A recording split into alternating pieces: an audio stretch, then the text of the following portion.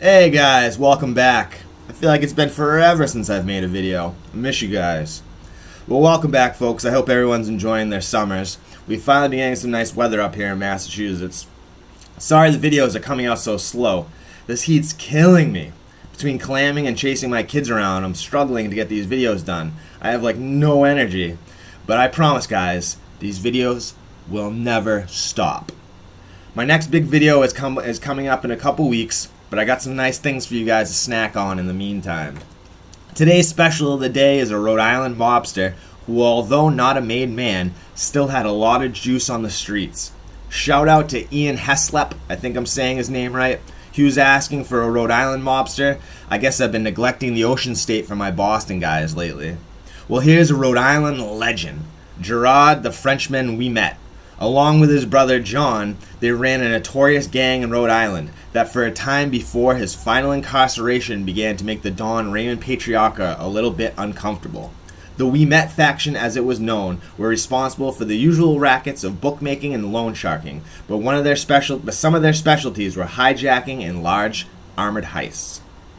The only reason that Gerard Quimette wasn't a made man in the Patriarca Borgata was because of his French, not Italian heritage. Even though he wasn't officially made, he still had about the same amount of power as any other capo in the Patriarca family.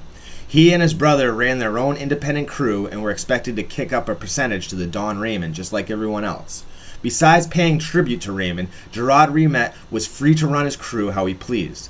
It was said that Raymond had a great deal of respect for Quimette, allowing him more leverage than your average non-Italian gangster. Raymond would farm out jobs to the Quimette faction and use them in instances where he couldn't use his own men. At a young age, Quimette's father passed away from tuberculosis. His widowed mother was left to fend for herself and 8 children. The family had to move from their middle-class neighborhood in Providence to the rougher Federal Hill. He and his brother John turned to petty crime to help their struggling family, like shoplifting. As Quimette got into his teens, he started getting involved in more serious situations. In 1955, he was arrested in a Providence alley for illegal possession of a gun and was sent to a reformatory in Cranston, Rhode Island. After beating up some of his fellow teenage inmates, the quote-unquote teachers started bringing Quimette around the boxing clubs to perform. He proved to be a natural boxer, and after 10 months he finished his sentence and came home to Providence. A psychiatrist did an evaluation on Quimette while he was incarcerated. He stated that because of the boy's lack of morals, that he would most likely reoffend. In 1959, soon after his 18th birthday, he was sent to adult prison for robbing a jewelry store at gunpoint. He paroled to his mother's house in East Providence, but soon violated and was sent back. Gerard Quimette spent the vast majority of his adult life in various jails and prisons. While he was in prison, 2 of his older brothers died in a construction accident. It seems that only Gerard and his brother John were criminals. Their other siblings lived respectable lives. In the mid-1960s, the Frenchmen first met Don Raymond Patriarca. His first dealings with the Don involved stolen Cadillacs. Raymond took a shine to the Frenchman. He was intelligent, respectful, and ruthless when he needed to be. Soon after meeting Patriarca, he started doing more heavy lifting for the Don. In 1969, Quimette and his brother John allegedly shot a Pennsylvania mob hitman who happened to be at a restaurant in Cranston, Rhode Island. They were acquitted after the victim said they weren't the shooters. He was probably just sticking to the code because they most likely did it. After earning his moniker of the Frenchman in the 1960s, Quimette found himself in prison for most of the 1970s. His French ethnic background made him an anomaly where there was no one else in the New England underworld who was as powerful as Quimette and not Italian.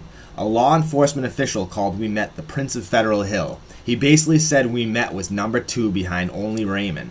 In the early 70s, Gerard Quimette was already in prison on gun possession charges when he was charged with conspiracy to murder 2 ex-cons who had been found murdered 3 years earlier. Quimette was sentenced to an extra 10 years while already incarcerated. Quimette did his time in the maximum security ACI in Cranston, Rhode Island. He resided in the North Wing where most of the mafioso lived. He did time with his brother and other members of his crew. Soon after arriving at the facility, he ran the joint. It's said that he had everything that you could want there. He was constantly supplied with alcohol, marijuana, cigarettes, and gourmet food. It's said that he and his crew members would go into one of the private attorney conference rooms with styrofoam cups and proceed to get shit-faced. A picture surfaced of Quimette, other inmates, his lawyer, eating a gourmet feast including lobsters in the attorney conference room. This picture definitely upset a lot of people. Quimette also had a telephone installed on the wall of his prison cell and would call people and even threaten them. One day he threatened Rhode Island State Trooper Vincent Vespia, the same trooper that burst through the window to break up Willie Marfeo's dice game. Vespia subsequently went to the prison and ripped the phone off Quimette's wall as the mobster stood there with his arms crossed watching him. He got another 30 days added to his sentence for threatening the trooper. While he was in prison, other important mobsters came to visit Quimette, like his friend Gambino gangster John Gotti. Probably the craziest story about Quimette's prison experience in the 70s was that he had his 5-year-old son smuggled into prison and they would have sleepovers in his cell. Honestly, where was the punishment for this guy? I got that line, "Where's the punishment?" from when I was in the farm. It's like a pre-release in Lawrence in 2013. There was like 20 of us smoking cigarettes and joints in the back building bathroom, and one kid said, "Where's the punishment?"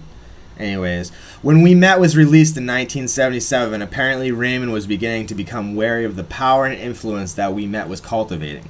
Because Quimette wasn't a made member, he really didn't have to listen to Raymond, and that made the Don nervous.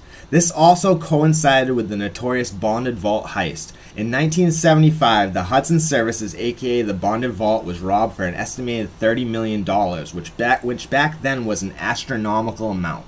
I'm not going to go into crazy detail about this because honestly it could use its own video. But basically this is where all the mafia and other underworld figures stashed their ill-gotten gains. Raymond assured everyone it was safe from law enforcement and thieves. The rumor has it that Raymond orchestrated the whole thing. He was angry about how he was treated while he was in prison and thought that people were beginning to lose respect for him, so he wanted to teach them a lesson. It's rumored that Raymond received 2 payments of $64,000 each as payment for setting up the score. The Quimettes were rumored to have been involved in some way, and either way shortly after in the late 70s, the Frenchmen and the Don were no longer seeing eye to eye. Raymond absolutely saw the Frenchmen as a threat, and one way or another he wanted him out of the way. It's rumored that there was a hit put on Quimette while he was still in prison because he was, quote, getting too big for his britches.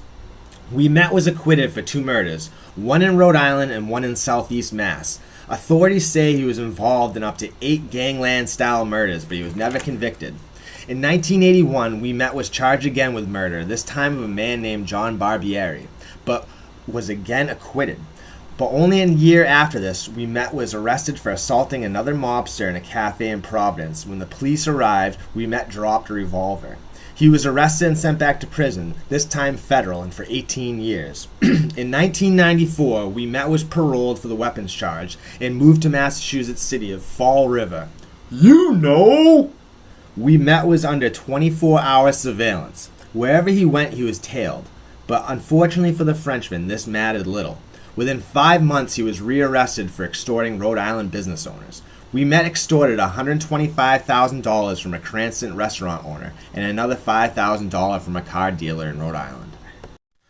Unfortunately for Quimette, the government was ready to bring the hammer down. They made an example of Quimette, most likely because they could never get a murder charge to stick. Quimette ended up becoming the first New England criminal and only the 4th in the country to be given the 3 strikes you're out sentence. Because this was Quimette's 3rd felony conviction, they were going to sentence him to life in prison without the possibility of parole. Crew members and victims testified against Quimette in court. Quimette was such an intimidating figure that apparently at one point when he stood up in the courtroom, the woman testifying broke down hysterically crying and said she couldn't testify further. The man was certainly feared and respected, probably too much, and that's why Don Raymond wanted him gone. Gerard the Frenchman Quimette was sentenced to life without the possibility of parole. After his sentencing, he criticized the trial and the government as being corrupt before being led away in handcuffs. In 2015, at the age of 75, Gerard Quimette died in his sleep suffering from lung cancer at a federal prison in North Carolina. Quimette spent 46 years of his life in prison.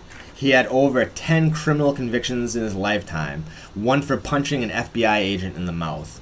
The Frenchman was a real gangster, through and through. I hope you guys enjoyed this quick bio of a notorious Providence mobster. If you liked it, hit that like button, subscribe if you haven't, comment, make a request. Basically all these bios are going to be made from requests. I'm starting to get cracking on my next big video. I'm hoping it's going to be well received.